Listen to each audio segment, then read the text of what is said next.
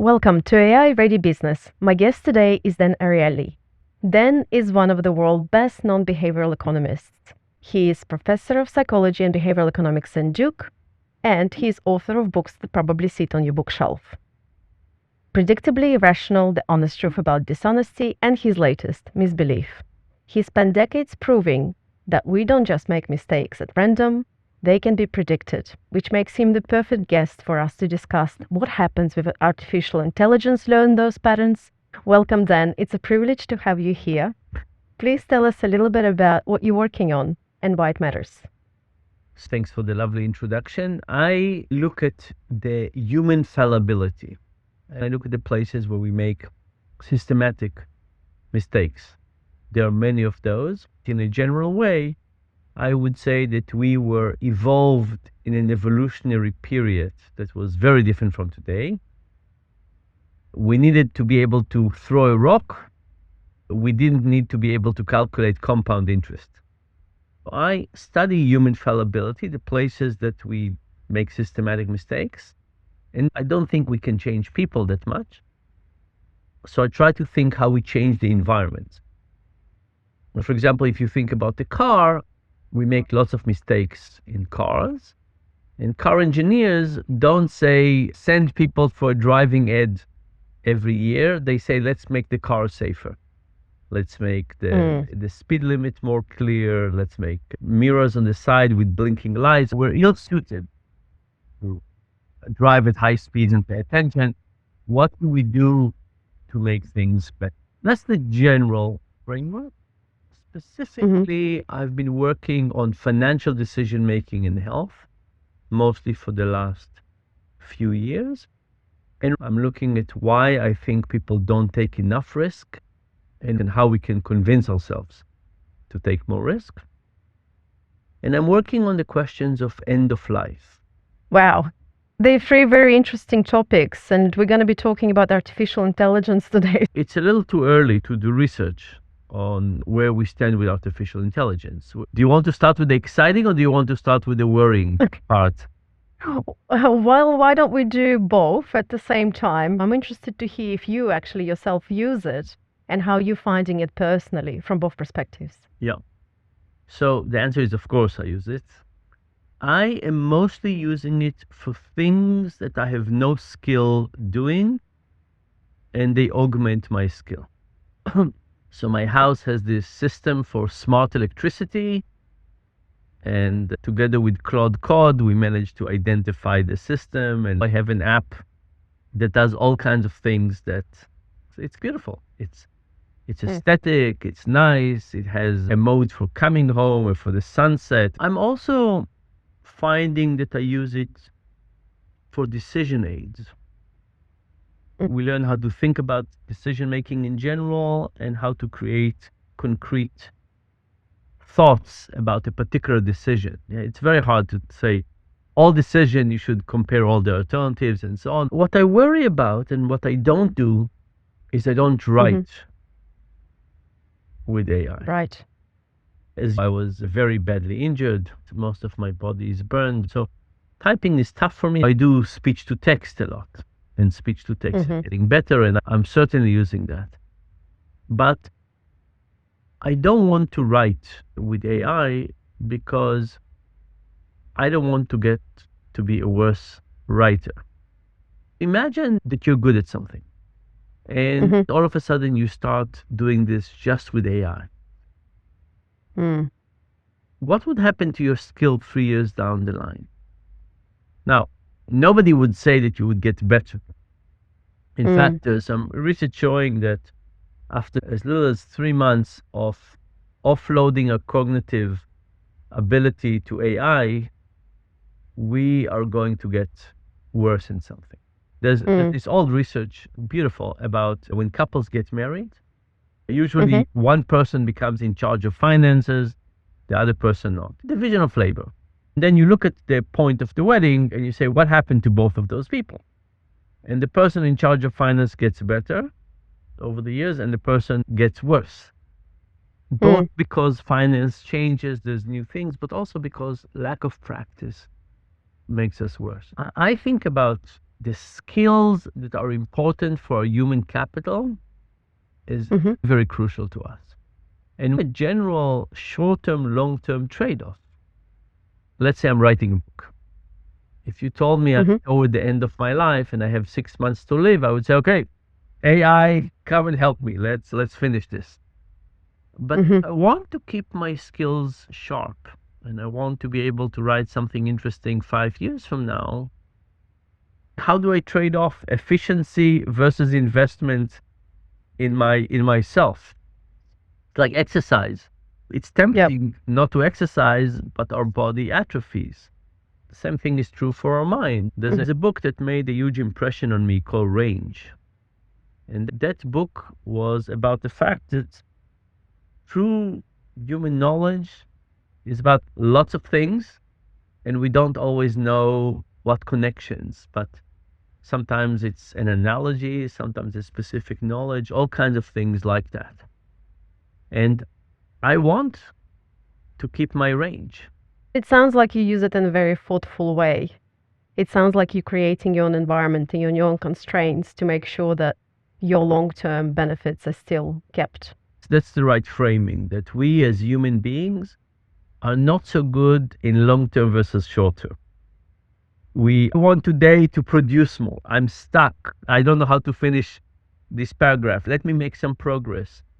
And what we need is rules to help us not succumb to temptation. It's true with exercise. It's true with food. It's true with using AI. Do you think people need to change their behaviors when they use AI? In behavioral economics, there's a term called structured procrastination. And structured procrastination is mostly you make a to-do list and then you check things off. And you feel like you made progress. And I find that sometimes AI for me is like that. It feels like I spend way too much time making it pretty. It's not needed. I can relate. But the icons are not the right size. This icon needs to be changed. And I think partly it's like the feeling that I'm making progress. Writing is very hard. Talking to Claude Code about changing icons, very easy. This is why I'm saying structured procrastination, because it's like I can feel like, oh, look at what I did today. I made all this progress. But I found that I'm spending a little bit too much time on some details. Okay, let's say something good about AI. We did an experiment on education in Ghana where some schools, the teachers got feedback once a week about the performance of the kids. The feedback was almost real time. And that created the highest level of improvement. If you think about the difference between play and work, one important difference is, do we get immediate feedback or not? That's what makes it into a game. It's the quick feedback loop trying to learn quickly. And this is what makes something into a game.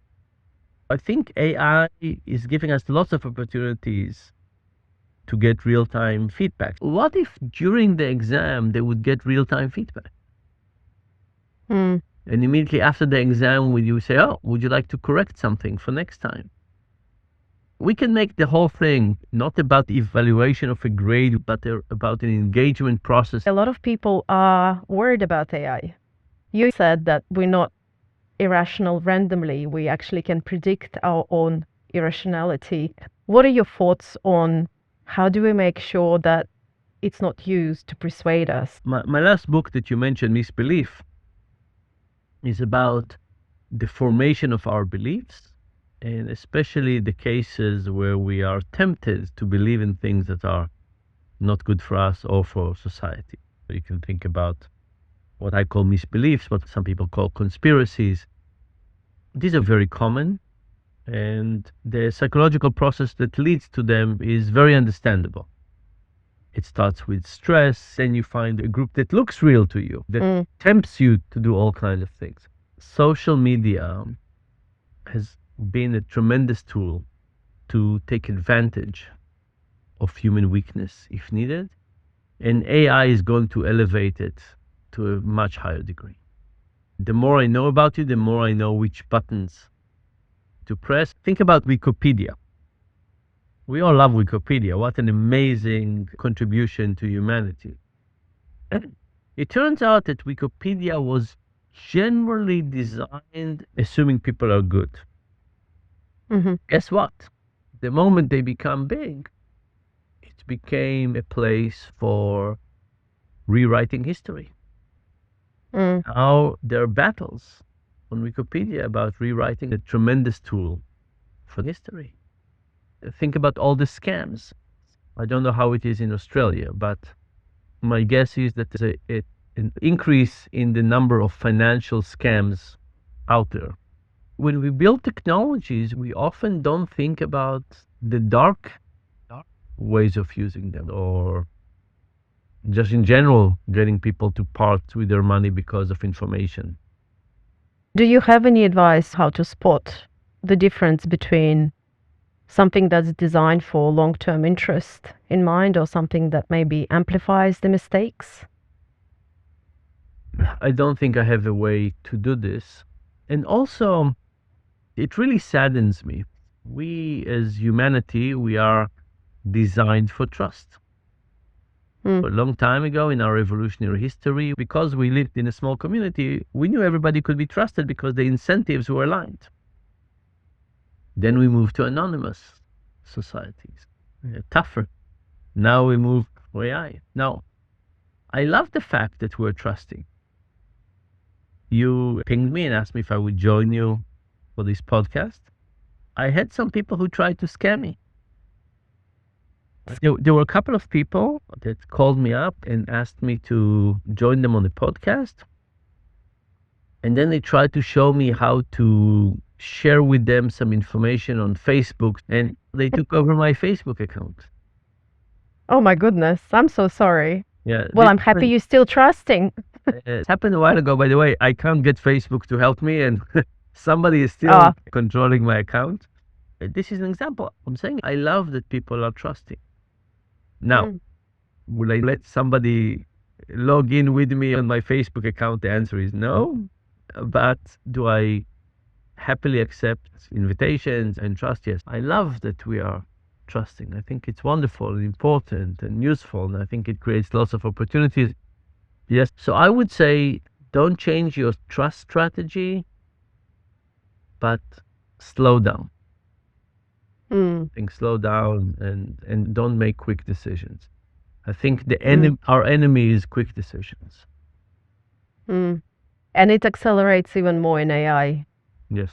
It's a machine that never stops, so it continuously asks you to make decisions, and it thinks fast, and it requires you to think fast to keep up with it. Yeah. So maybe it makes it a little bit more challenging to slow down. It's very challenging when the scammers try to get you to do something out of urgency.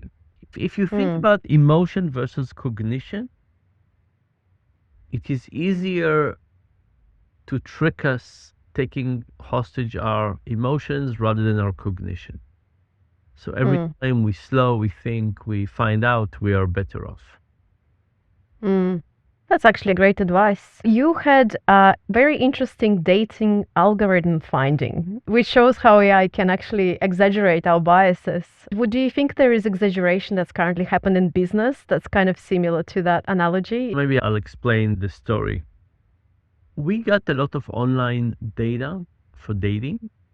And in online data, we found that women cared about height so much that if you moved from somebody who's 5'9", I'm 5'9", to 5'10", you increase the probability as much as $30,000 income a year. Of course, some of it was women's preference for height, but some of it was the way the system was designed. Because the way the system was designed is to give you cutoffs. Maybe there's a really sweet guy who's 5'9", but you would never see them because you put a cutoff. And this idea, it means that technology blocks our ability to look at our full preferences. So a technology like screening with height basically eliminates all the really sweet guys who are 5'9". 5'9". If you think about the question of there's a universe out there and we are narrowing down, the more we narrow on what we think we want, the more we will not get exposed to anything outside of that. I think in general, we're amateur in almost everything we do. We're amateur sleepers. We are amateur romantic partners. And the problem is we can say what we think we want, but it's not clear that's really what is good for us. The issue is that if we just do what we think we want, we will not have the opportunity to find out that maybe we're wrong. Maybe something else would have been very good for us. You know this story, but the reason I have this half a beard is partially because I got badly injured. So the right side of my face is all scars and there's no hair. But for many years I shaved. And in fact, all my doctors really cared about symmetry. And when I shave, I become less non-symmetrical. This is very non-symmetrical. And then I went on a month-long hike. And at the end of the month, I looked like this with a little bit more hair. And I didn't like this look. But I thought I grew this half a beard. Took me a month. I'll never do it again. So let me keep it for a bit longer. And then two strange things happened. One is some people wrote me and thanked me for the half a beard, because these were people who were hiding their own injuries. And they said that now that I'm so out with my injury, they feel they'll try it as well. And about 4 months into this half a beard, I started feeling more self-acceptance. And I was thinking, why? And the answer was that I wasn't hiding anymore. Now, why am I telling you this long story? Because this was something I stumbled on randomly in a month-long hike. My intuition was that I should shave as smooth as possible, hide my scars, try to blend in. Wasn't a good strategy for me, but that's what society taught me, and that was what I accepted. Now, if we have a system that we only get what we think is good for us, we will never learn that we're wrong. And I think we're wrong all the time. Yeah. I'll give you an extreme example. Imagine it's 5 years from now, and AI has gotten better, and you have two apartments, one next to each other. One of them has a human partner, one of them has a robotic partner. Humans have not gotten any nicer. We are who we are.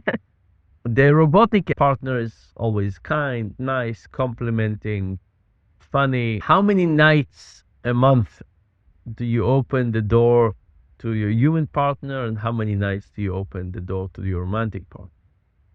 My guess is that people would open the door to the romantic partners, but over time that would destroy their relationship with the human person. I don't think this will happen, but as an analogy, what happens when we think about maximizing momentary joy, but we're not willing to make mistakes? So those are the things that worry me.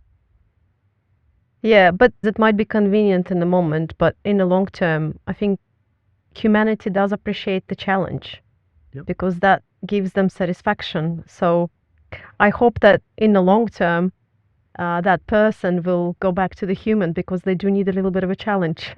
So let me give you this analogy. Imagine that there are two basketball games in town. One basketball game is between two teams you never heard about. You don't know anything about them, but you know that they're amazing players. Perfect human performance. The other game is between two teams, one you really love and one you dislike deeply. From birth, your parents were for this team, and against this team, you can think about Australian rule football, not basketball. Which game do you go to? Now, one game, perfect human performance, no emotion. The other one, perfect human performance, lots of emotions. Ups and downs, your team is ahead, your team is behind. What if I told you that your team is almost certain going to lose? That game is going to be a heartbreak. You still go to that game. You still go to that game because the reality is we don't want a world of pure calmness. If you say about what is a strategy to life, which game do we want to go to? We want to go to the exciting, emotional, draining game. We want to stand up from our seats and get excited. We want to cry. We want the turmoil. The question is, would we also pick it in every moment? Obviously not. We do need a break. If I can take you back just for a moment into the AI space, do you have any advice when it comes to behavioral economics of using AI and how to use it more productively as a team? I think business owners don't sufficiently take into account is the fear of displacement that comes with AI. And there's a lot of companies asking people to train the AI to take over their job. How excited are people going to be about this? It also creates a lot of demoralization in the organization. I think it is better to come up with a new financial contract, a new social contract. For example, if I was a business owner today, I would say, look, I know that things are changing, but I do not plan to let go of the workforce without a 6 months notice. I am planning to help everybody upscale. So whether you stay here or go somewhere else, you will be in a much better situation. We have a formal contract, but we have an informal contract with the employer that now there's a fear that those are going to be broken. I think those agreements are now very stressed. So if I was a business operator, I would work on being explicit about my contract with the people working with me. Maybe I would take the older employees who've been around for longer and have more knowledge, but maybe less AI skills. And I would tell them, we value your general knowledge. We do understand this, and help us understand in this AI world that seems to be just functional and technology, help us understand how this works. I talked to a company, a startup company that was doing some projects actually in Australia. And imagine a farmer that has big fields. The farmer has some knowledge about you plant this here and this there, and you do 2 weeks earlier here. And they know things they don't even know where they know it from. But I think we are overemphasizing now AI skill and not enough this general knowledge. The older employees who are going to be a little slower on the technology side, but have a lot of other knowledge, how to feel valuable and how to contribute. If there would be one behavioral seatbelt that you'd kind of install or try to distill in people that are using AI or about to use AI, what would that be? I think it would go back to the original thing of helping people improve their human capital by getting better in what they do. And I would try to push a little bit against efficiency. Companies need to understand that human capital is important for them and for their employees, and they need to figure out how to help their employees maintain and grow their human capital. Imagine an undergrad student who come to university and for 4 years they only use AI to produce everything. What would they know at the end of these 4 years? Not much. Maybe How how to to use write AI. good prompts. Is there anything that scares you about AI? And if yes, what is it? The thing that scares me the most is really the bad actors. Automated smart drones. That's one category. The second category that worries me is that, people think the Industrial Revolution provided lots of wealth for everybody. It took a long time. For people are not reading history correctly, and not everybody won. Lots of people lost for a very long time. I think this revolution will happen sooner, quicker, and we're not set up for that. Australia is a relatively socialized country. You're relatively set up, but not as well as you were 20 or 30 years ago. I think there's an economic wave that is coming, and we need to prepare for it. The moment it will happen, it will be very hard to deal with. So think about what the country looks like with 20% unemployment, 25, Yep. 30. What happens to crime? I worry on societal level. I think that we need to start creating mechanisms to deal with unemployment. I don't think it would last forever. I think we'll find things to occupy ourselves. I think we will find new, exciting things to do. I just think this replacement will take some time. Thank you so much for sharing all of your insights and your stories. It was amazing to talk to you. Lovely to talk to you. Are you real? I am real. Good to know. I look forward to your other work and your research. Thank you. Bye.